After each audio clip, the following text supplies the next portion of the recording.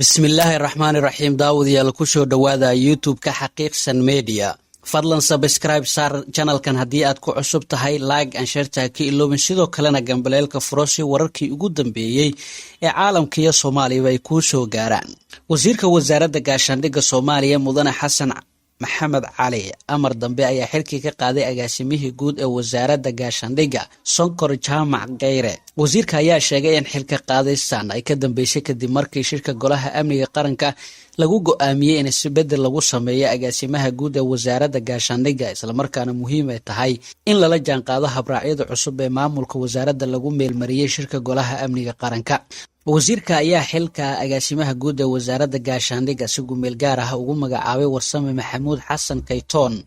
wasiirka gaashaandhigga xukuumadda soomaaliya mudane xasan maxamed cali ayaa ka codsaday dhammaan hay-adaha dowladda inay la shaqeeyaan agaasimaha cusub ee wasaaradda gaashaandhigga warsame maxamed xasan kaytoon si waajibaadkiisa u guto.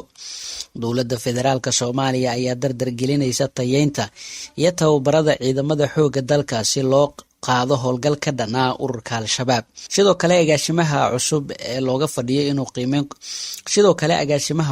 ayaa looga fadhiyaa inuu qiimeyn ku sameeyo habraacyada cusub ee maamulka wasaaradda gaashaandhigga iyo mushaarka ciidanka xooga dalka.